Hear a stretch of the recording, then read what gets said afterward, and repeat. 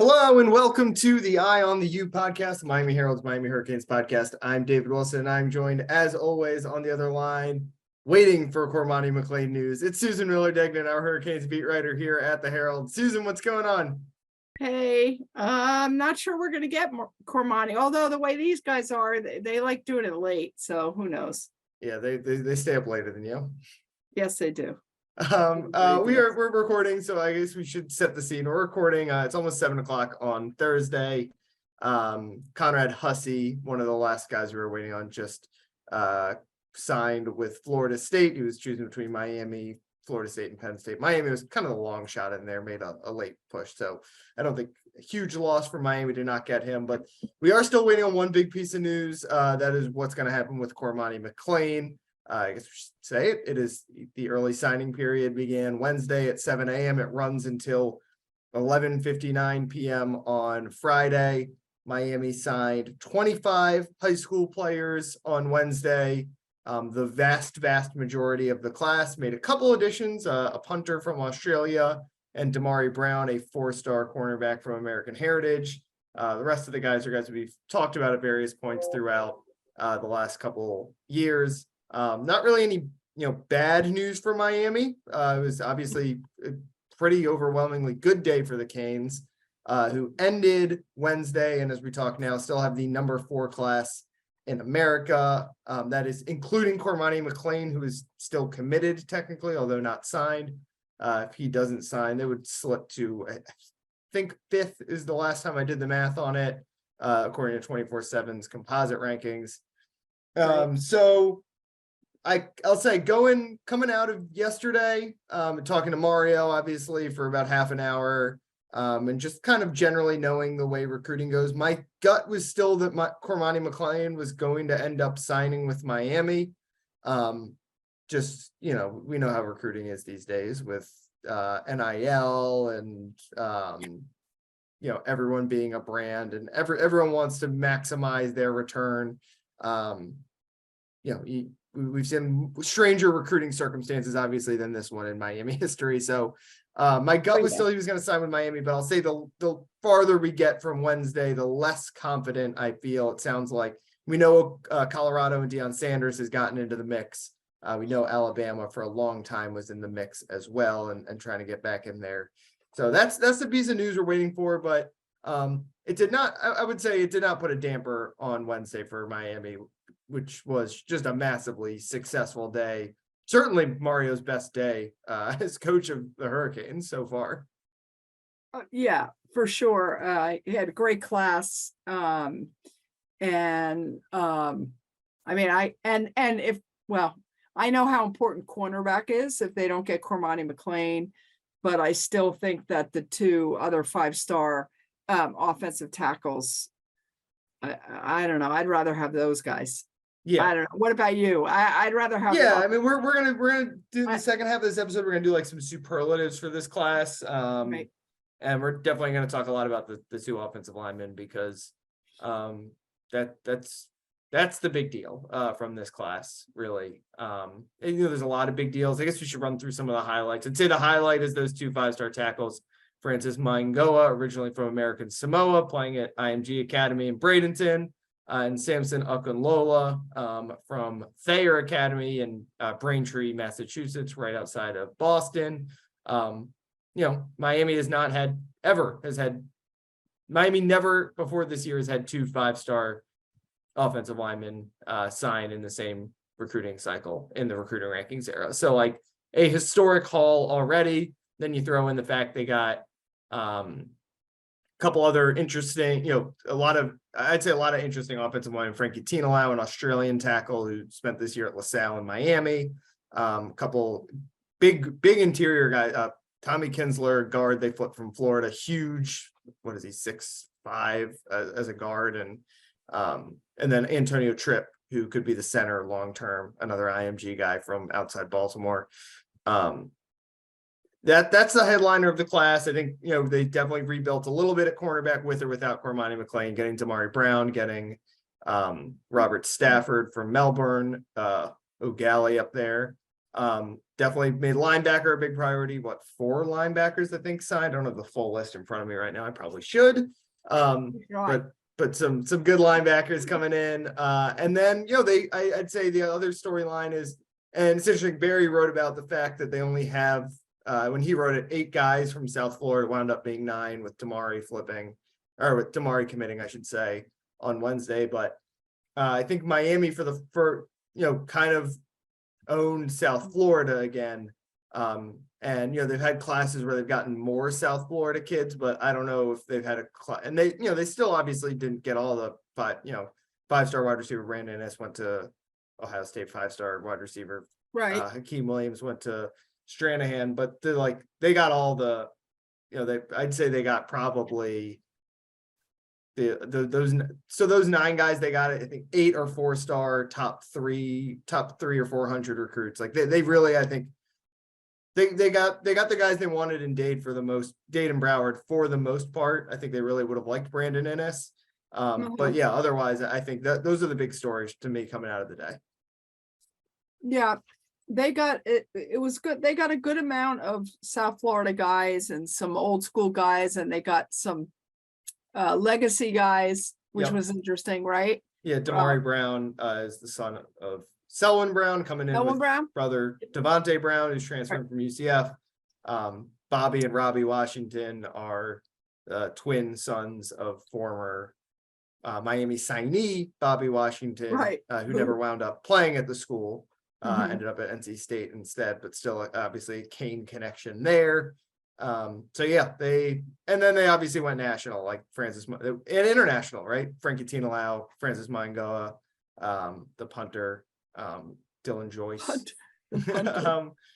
Collins Eshiampong, offensive line or defensive lineman they got, who's out in California, originally from Ghana. So they hit everything, I think, in this class, really. Like all the things you knew Mario was going to do pretty well. The West Coast, South Florida, and then just like a 5-star from Boston. Like they hit every quadrant, really.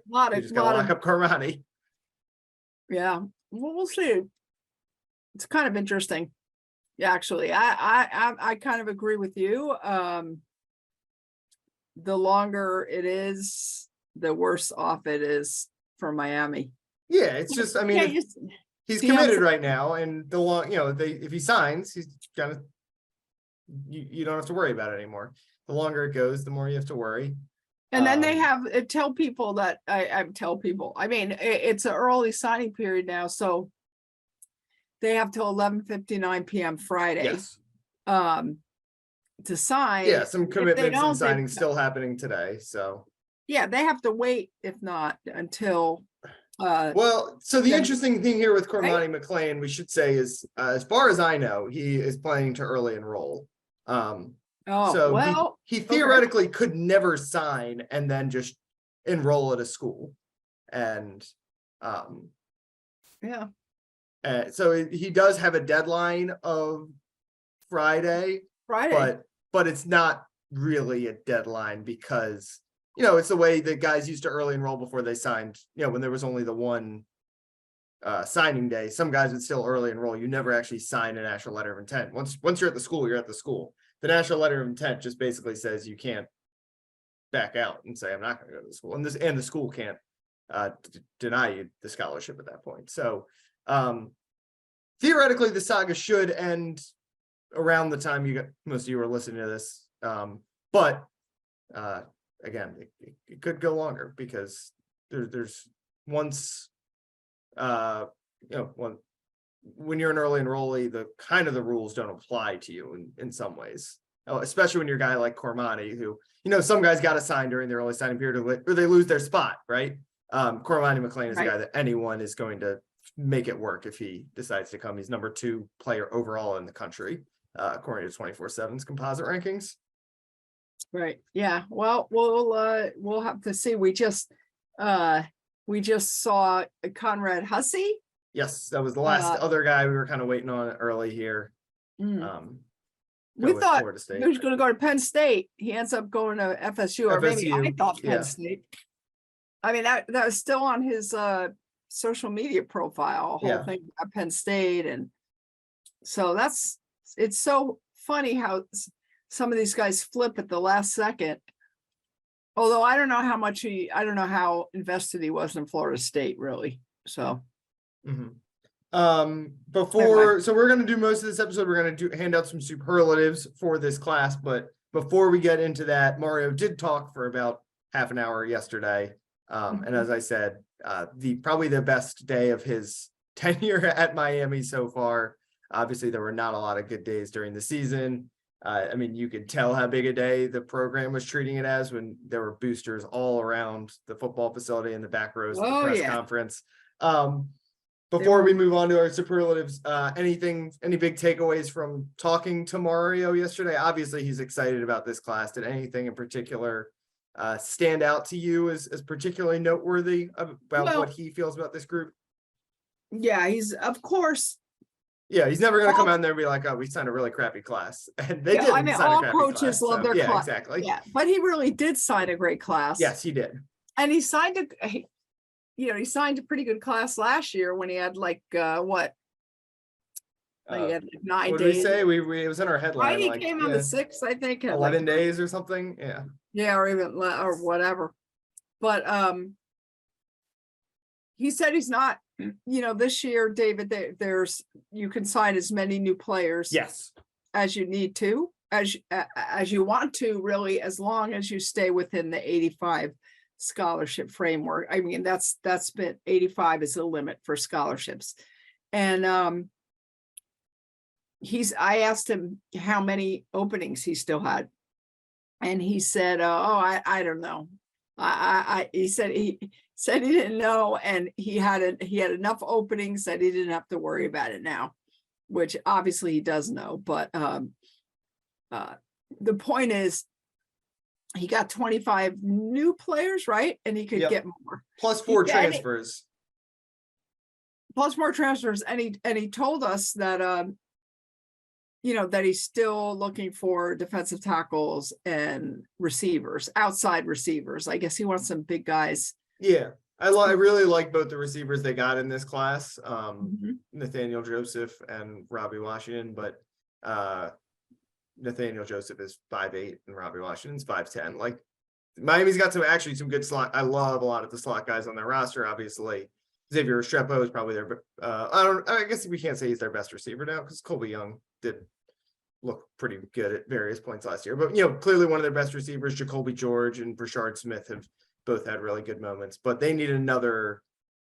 They never found that guy to play opposite Colby Young, and that is, to me, if I'm looking at one thing that I don't feel great about in this class, it's not the receiver group as a whole, because again, I like those two guys a lot.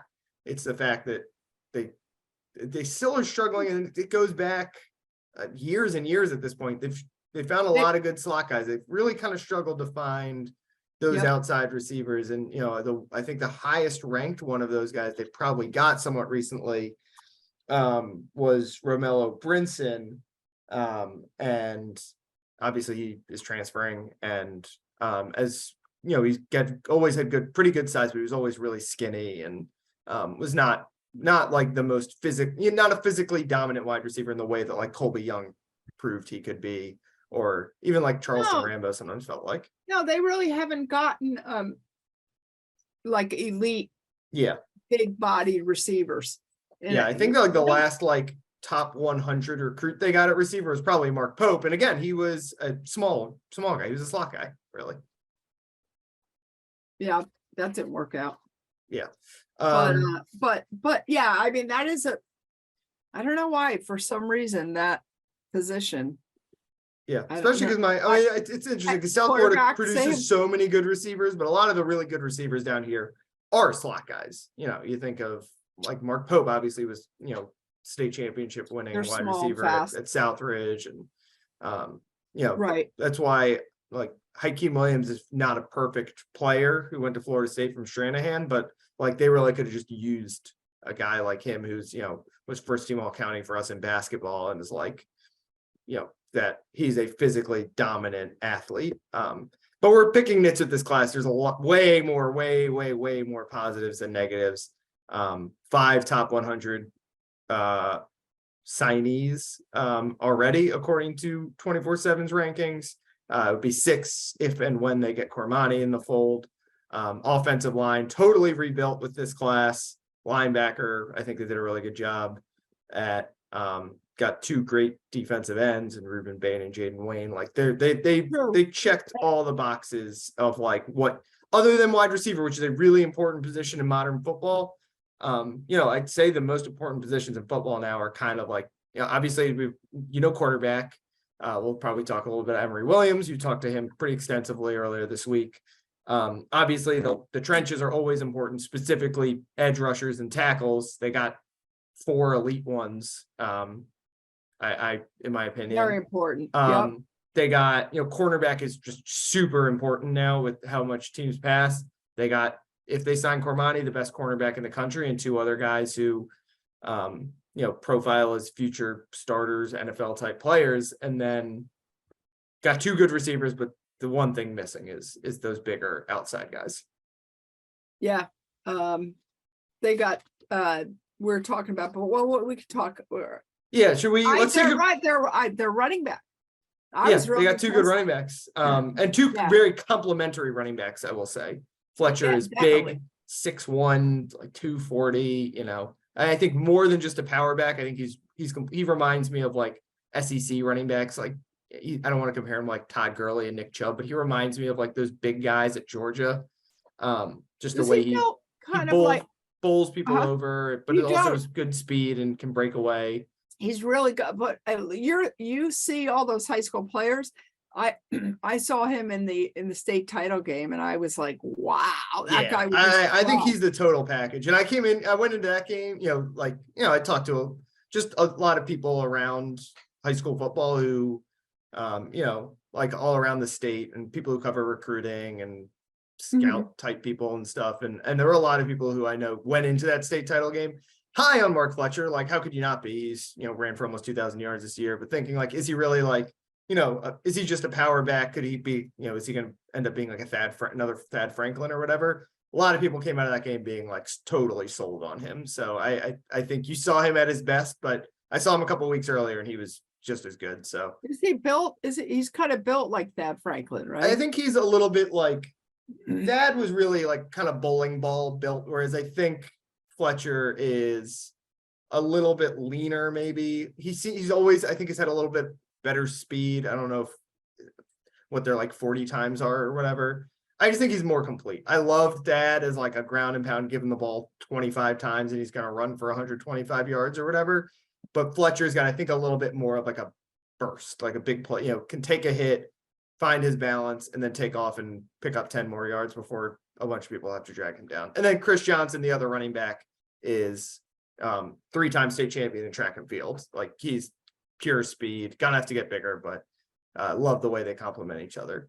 Those were really huge. Well, we saw how important it was, especially if Miami wants to run it like Mario Cristobal seems to. But all right, let's take a quick break. We'll come back and then we'll hit our superlatives for this class. Okay, we have 10 minutes. 10 minutes. I'm flying up.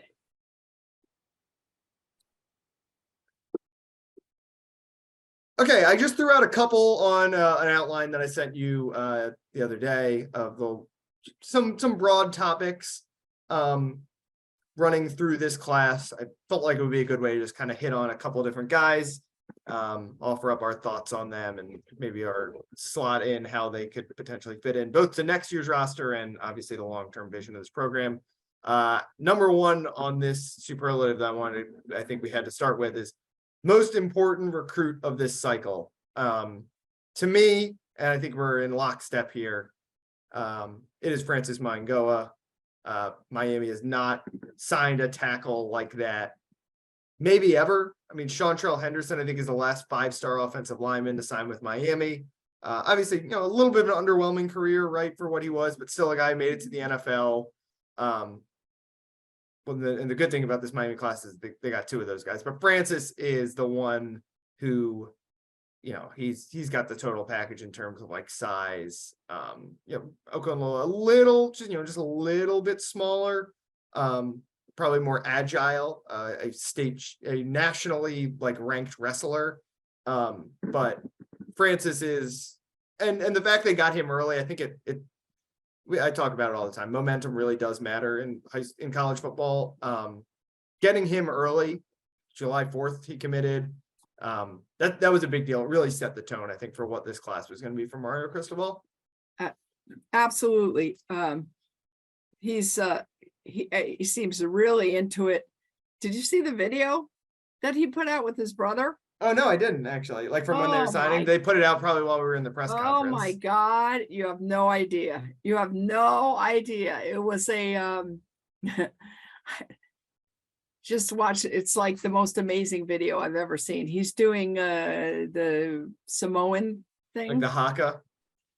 Maybe he's wearing I don't know what he's wearing, not much, and like he's like waving around some fireballs, and it's amazing. It's fantastic. I've watched it like a million times already. So yeah, and he seems very devoted, to Mario, very loyal, and he helped getting the class, and if he's as good as they say he is, oh my God, do they need him? Yeah. But the thing is, I know I always seem like a Debbie Downer, but I don't know. I feel like this one's going to work out. Okay. Yeah, but I think I've seen like guys at Miami that they say, oh my God, just like you were saying, and they're good, but they're not amazing. So I'm hoping he's amazing. Yeah. I mean, I think for like, there is an intangible aspect to recruiting, and that is the like character and work ethic and all that kind of stuff. And again, like, I think I talked about this last week. I hate to like act like I know what kind of people these 16, 17, 18-year-old kids are based off like, some of them I get to know better, like these local, Ruben Bain and and Nathaniel Joseph. I've talked to those guys like a ton. But I did, I went over to IMG one day in the summer and spent some time around, in the weight room with all these Miami commits. And Francis, like, he like stood out, and not just obviously as, a freak in the weight room, but also like, when we finished up, I got kind of all those Miami, it was everyone but Riley Williams was sick that day. So I got the other three though. And like Francis was like the leader of that trio. Like he was like, when I would ask a question, like he would always be like the first one to like kind of step up and, give the answer, all that kind of stuff. Like, I think, we've talked about it a million times, how hard it is to evaluate offensive line. But Francis, really I think, has a lot of the intangible things that you check, and then obviously the physical things that you check too. Yeah. Which is a good combination. Yeah, it's very good. I just have a good feeling about him. The other, Okun Lola, I don't know, but he makes it seem like he's really good. Yeah, I mean, I don't know him as well. I talked to him once on the phone after he visited the Pancake Honcho. Wants to find the best pancakes in Miami. I just don't know him as well, but the fact that I love two sport guys, and I love linemen. I love linemen who wrestle. Yeah, I was just gonna say that he's a national like prep wrestling star. Yeah, and heavyweight. Okay, so in the heavyweight class. So that to me is a really good sign. Yeah, I actually totally agree with that. I do wonder, he's from Boston. They're not playing the same competition that a guy like Francis or these Miami kids are. So I wonder if there will be a little bit more of a growing pain there. Whereas Francis played, at IMG, they play the toughest schedule in America pretty much. Like he's going to come in and not be super overwhelmed by college. Which I would, you're right. And I love that his brother's coming. Yep. Who was part of the video, by the way. That's what I'm saying. Oh my God. Make sure you see this video. Maybe I'll put it in the story that goes with this. Francisco Mangola, who definitely has a chance to start at linebacker for this. Why can't we play the video now for people? We can't do that. I don't have that technology. I'm not smart enough for that. What? You can't like put it on and then I don't know. I'll ask our producer, or non-existent producer, me. Okay, next one. Most likely to start as a freshman. I think Francis, you have to consider in this category. I will say if Cormani was in the class, if he was definitely going to be in the class, Yeah. I would say him just because I think cornerback, Miami's losing their 2 starting cornerbacks. And I don't think has a clear cut, Devontae Brown transfer, I would say is an excellent shot to start as a guy who started every game last year for UCF. Older brother of Damari Brown, as I think we said earlier. So that's really the spot I am looking at. I think Francis, we'll have a shot. They got an opening at right tackle with DJ Scaife and John Campbell both departing. So could Francis step in there? Would not be shocking. Javion Cohen obviously will factor in probably in the interior, which could move a guy like Jalen Rivers outside. Inez Cooper obviously impressed. So they got some options there. But to me, they need a cornerback, I think, to step up from this class. So Cormani is my pick if he ends up in this class. If not, I'll go with Robert Stafford, a guy I have not seen play in person, but a playmaker, top 200 recruit. I think him or Damari. I think either one of those guys. I'm not saying they'll start from day one. Right. Not even saying they'll start most of the season, but I think at some point, with what they need at cornerback, those guys could have a Wesley Basaint like trajectory, right? Where Wesley came in, I think everyone knew they had a need at linebacker, and eventually Wesley won that job. I think we're going to end up in a similar situation at corner this year where everyone knows it's a need. Are these guys going to be ready right out the gate? Probably not, but eventually down the road, someone can win that job. What about one of the the Russians or the edges or even one of the linebackers? I don't know. Yeah, the linebackers are interesting. I mean, Really obviously Bryant. Francisco, I think we both think Wesley's like a lock, right? And then Francisco is definitely. obviously interesting. D end, I think I said last week, I kind of expect like Ruben Bain to have like a Nigel Kelly type impact. Technically not a starter, but gonna help. But they've got Jafari Harvey coming back, right? And Nigel Kelly in the mix. Like they actually have some decent options at defensive end. Cornerback is just a spot I feel like there's an opening. Yeah, Jafari just got his I think he got his degree. Mm-hmm. But we haven't heard anything about him lately. I'm not convinced he's coming back, but I'm not sure. Yeah. I don't think he said he's coming back, and I don't think he said he's leaving. So, but he could. That's why I operate on the assumption guys are coming back until they tell us otherwise. All right, could be, probably actually. But yeah, who knows? What about I was saying Malik Bryant. I mean Malik Bryant, Raul Aguirre, those are pretty good picks too. So. Mm-hmm. Yeah, that's pretty much it. I think offensive line might be the position. So so we're talking a lot of Francis Maingo, but he deserves it, and he's probably the answer to this next one. Most likely to become a first-round pick. You think it's Francis? Oh no, it's just like a Francis Magoa show. Yeah. Probably the safest bet, right? A left tackle, giant, 5-star recruit. Like those guys become first-round picks a lot. Yeah, and as much as I love a guy like Ruben Bain, he doesn't seem 6'2" defensive ends don't get picked super high. Yeah, exactly. I've been thinking about that the whole time. But if he's that good, Yeah, he'll be a fantastic. I'd be surprised if he's not a great college player. But we're talking NFL scouting, like you get nitpicked to death when you're going to the NFL. Maybe I'll go with the punter again. First round pick. I don't know. Yeah, not first round, but maybe he'll be a starter. Oh, that is the correct answer. I didn't even think of that. The correct answer to which freshman is most likely to start is Bryce Joyce. Did I get that right? Joyce. Some kind of Joyce. Joyce is the second name. Yeah.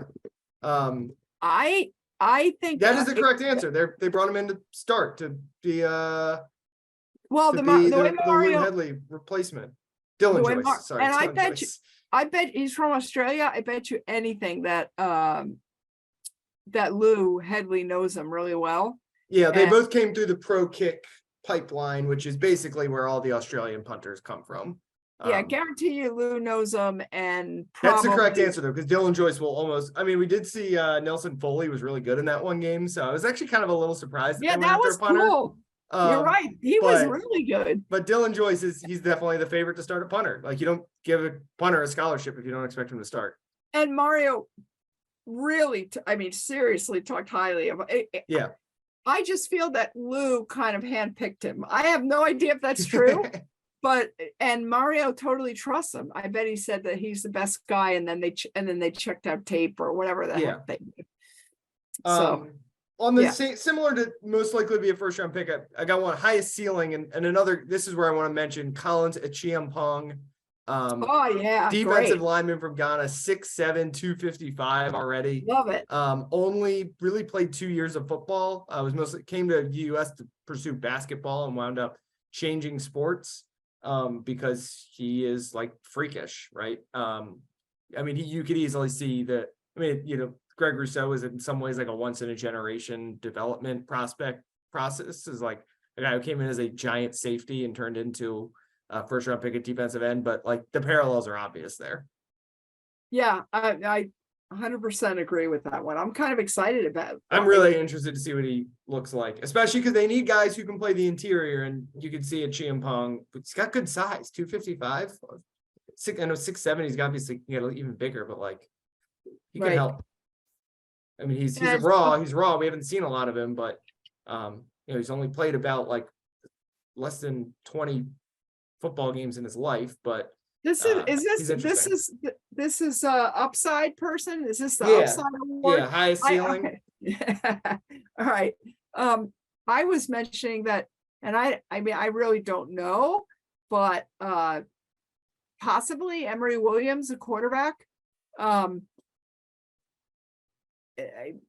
guy who's the interesting thing about him is he's only been a starter in high school for 2 years, so there's a lot of upside left to tap into there.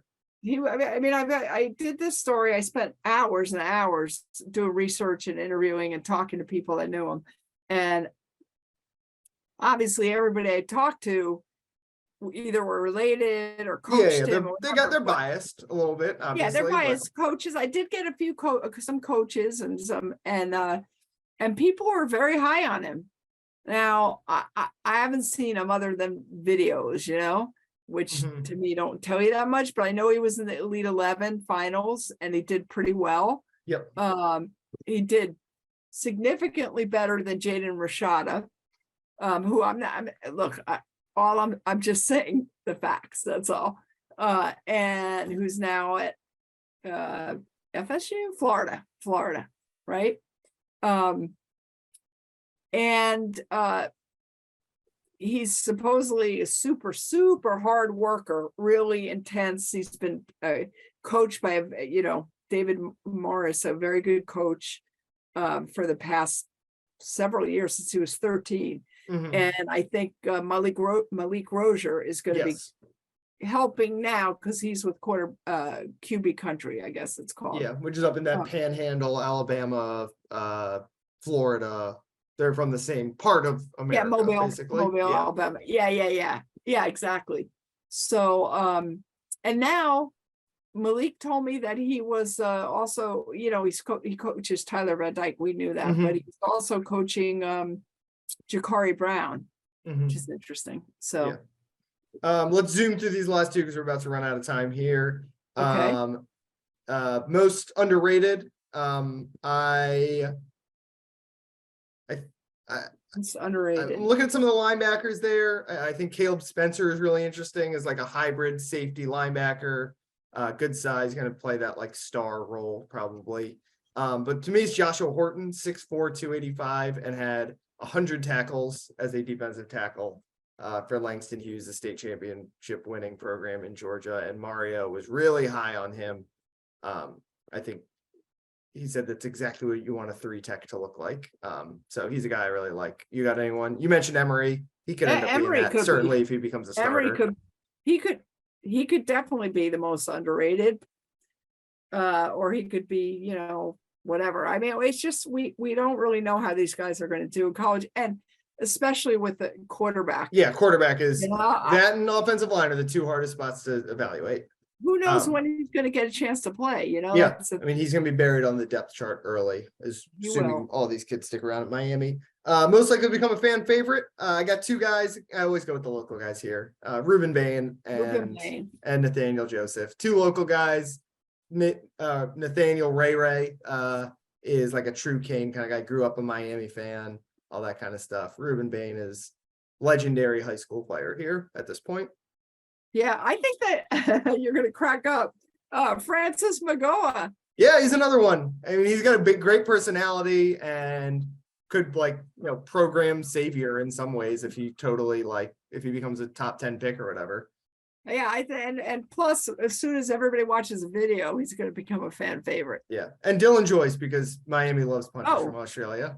Definitely, just get him some tattoos. You just gotta get some tattoos. Just gonna say, we need to check out how many tattoos he has for sure. But yeah, those are all good picks. Yeah.